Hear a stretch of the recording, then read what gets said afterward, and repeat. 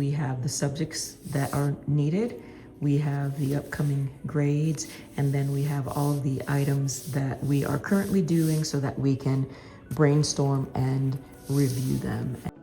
Well, hello, my name is CJ, and today we are going to talk about the planning steps that I take to plan out the next school year. And I have this brainstorming packet that I've been using since the kids were in middle school, and I'd like to share that with you. I have 3 teenagers now, one getting ready to graduate, so things look just a little different, but I'd like to walk you through all of that. So let's get started. So this packet consists of subjects in this column, and then the grade at the top, and then all of the current subjects that they are in.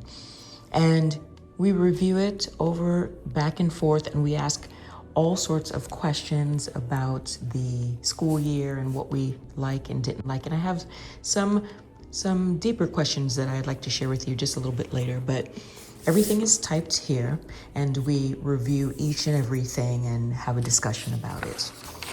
This is a brainstorming sheet that I put all of the different summer activities that they will do, from driving school to working to going on a campus tour, so forth and so on, memorizing social security numbers, so forth and so on. So to give you an idea of how this worked last year, let's just change that here.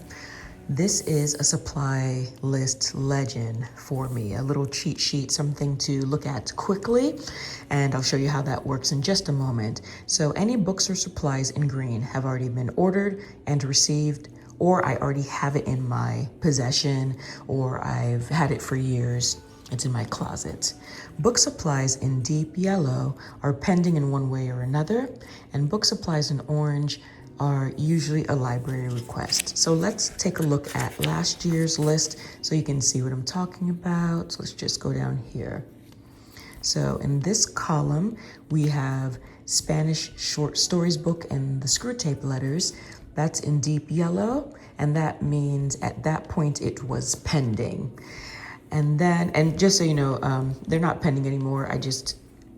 I'm doing this for an example. So we were almost done with the screw tape letters as of today's date. All right, so this is just a sample, an idea.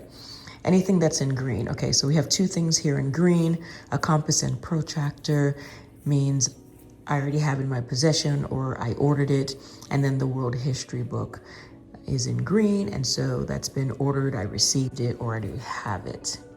And then in this column, we have the hiding place, and that's in orange, and I have requested that, or I did request that particular book from the library. All right, and you can go through and highlight all the different things here according to whatever colors you like, but this is something that has helped me in this packet and just with homeschool planning.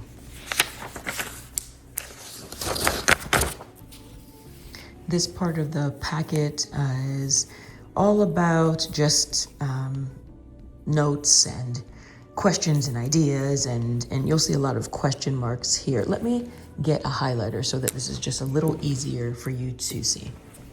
Thank you, Shauna from Homegrown Homeschool and Devine from Calm in the Chaos Homeschool for hosting this collaboration. Very, very useful.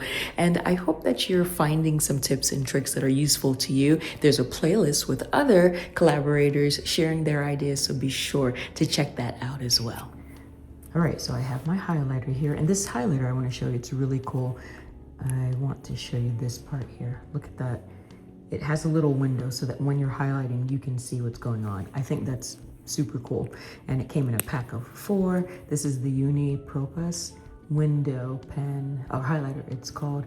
And then on the side, it has a little skinny version of it. I think this is 0.3. It might be smaller than that on that side, 0.2 or something like that. Anyhow, wanted to share that with you. Now, the reason why I have this page and then also this page, because you would think, okay, well, why don't you just put all of these notes over here?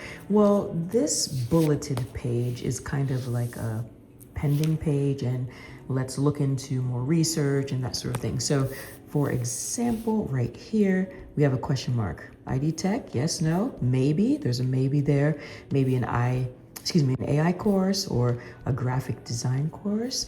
We have an aptitude test with Dad this week. That's been marked off. We have create your own class. We just have a lot of ideas on here. Right here we have 11th and 10th grade. Spanish will be listed as an elective. That's a question mark. So it's just a lot of things to look into. We have some links here of different things that we want to look into, other areas of interest on this particular link, and notes and all of the things. This one says start looking for a dress. See, that's just a miscellaneous note I put on here because I knew that I'd be reviewing this. Anyway, it's just kind of a brainstorming type of thing that we have on here. Everything goes on this page while we're discussing things. Go to Dad about another science class. So just all of the different things are kind of jotted down here on this bulleted list. Then I'll explain this one in just a moment, and that is a packet. So just to recap, we have the subjects that are needed, we have the upcoming grades, and then we have all the items that we are currently doing so that we can brainstorm and review them and chat about them amongst ourselves, by ourselves, with Dad, me and my husband, with the kids, etc. All right, so that's all of this. And then on here, this is just a list of the summertime activities and things that we want to do, family nights and miscellaneous things. Then we have a supply list legend of sorts. And then on here, we have the different supplies that all the kids need. I put that here on this page. And then we have a bulleted page, and I'll explain this one in just a moment. If you have a middle schooler or a high school student, a lot of the pre-planning starts now at the end of January into the beginning of February. And one of the reasons for that is a lot of times the classes tend to get a little bit more difficult, and you might find yourself, like me, I'll take me for an example, not having that love or that gift of teaching chemistry, and so you need to find another source for that, whether it's an online class, a local enrichment class, a local co-op class at the community college, etc. So I tend to find that a lot of people that are homeschooling like to outsource these classes, and I think it's healthy to have your kids in an outsourced class with a trusted teacher that knows what they're talking about and has the same morals and values as you do.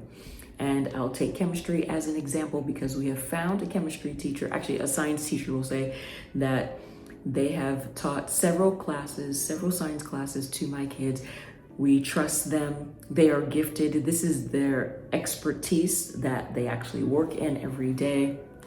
And they are speaking words of life into our children. And so if you find somebody like that, then I say, why not outsource that class? And so sometimes it takes a little bit of legwork or recommendations from others in order to find those people. And that's why a lot of the research can happen as early as now. Sometimes it's online and you need to do the research behind it, and then you need to lock in to get those classes registered. So a lot of that planning happens now, and I take the sheet that I just showed you and I begin looking at the classes that were outsourced last year to see if we're going to continue to do them. Are we going to do one or two or none? And it just requires a lot of planning.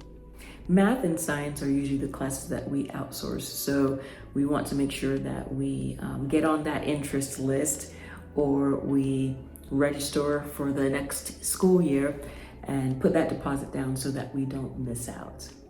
Very well go with number 2, the outsourcing planning little segment that we just spoke about, and that is my husband and I have an in-depth guidance counseling sessions with each of our kids.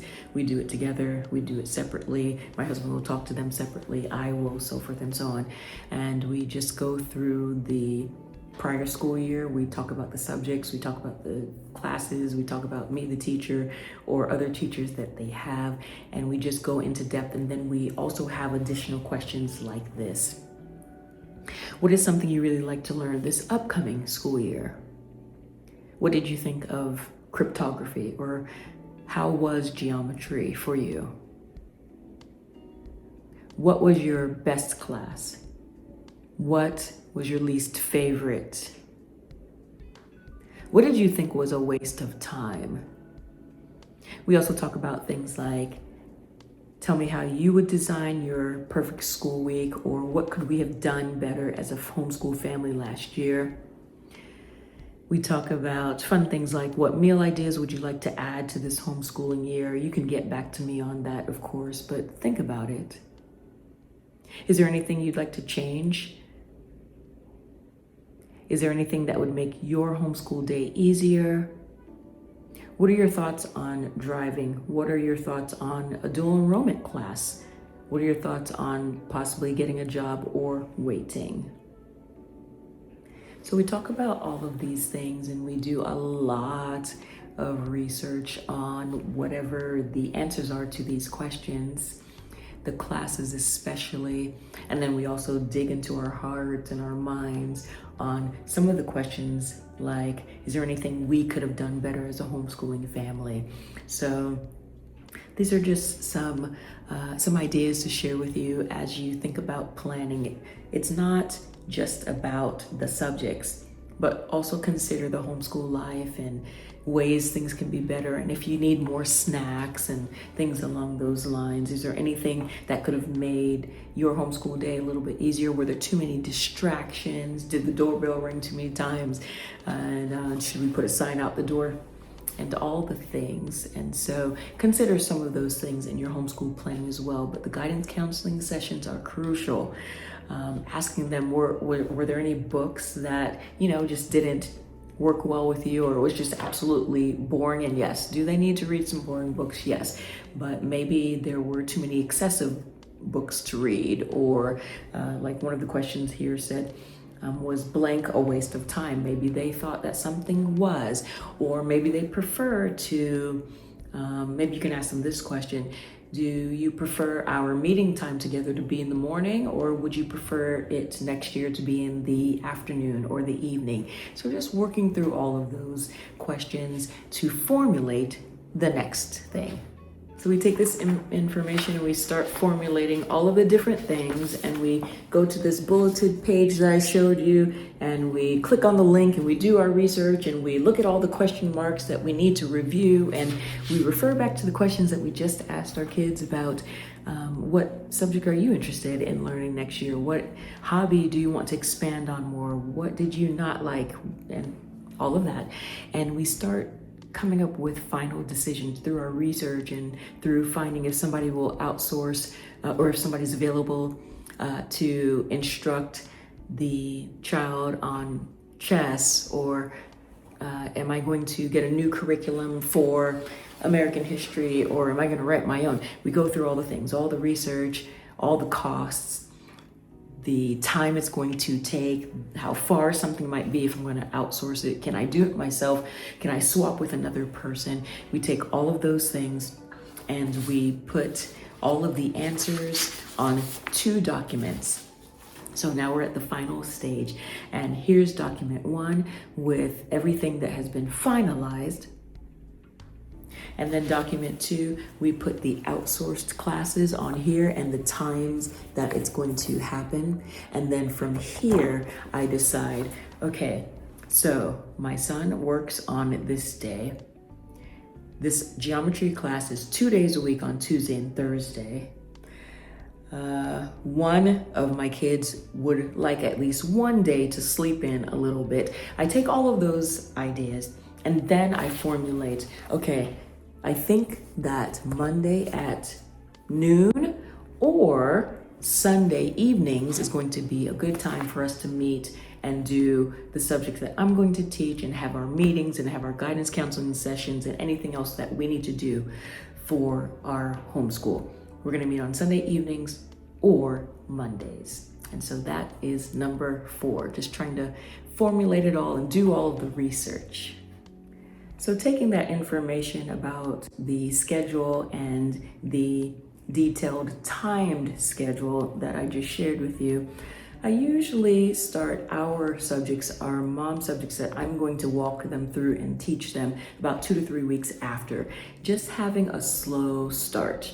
A slow start is such a relief stressor, and it's just been working so well for us. Every now and then we'll start one of our subjects earlier before the outsourced classes start, but just not having to do 5 to 6 to 7 subjects all in the first week of school is such a relief, because there's so many new things that are happening. Even in the high school stages, there's you would think that the first week of school would just be so smooth, and I'm not saying that it's not. It's just things come up, you know, whether it's the printer decides that it doesn't want to work this time because it knows it's the first week of school, or you have some sort of computer issue that arises with one of the kids because they're in their online class and they can't connect for whatever reason, although they did the test run. You know, things just come up. You run out of paper for the printer, or your pens that you purchased and maybe you didn't open them to set them all out. You open them up and they're all dull, and they're not gonna work. Things just come up, they just come up.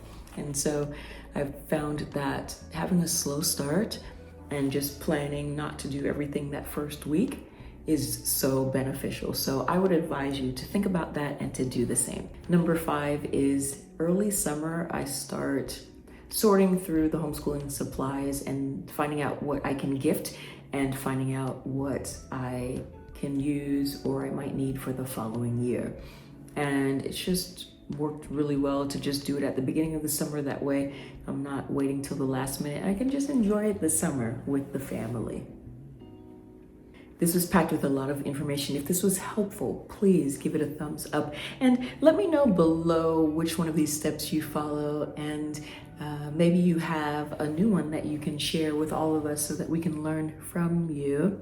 And we'll see you in the next video.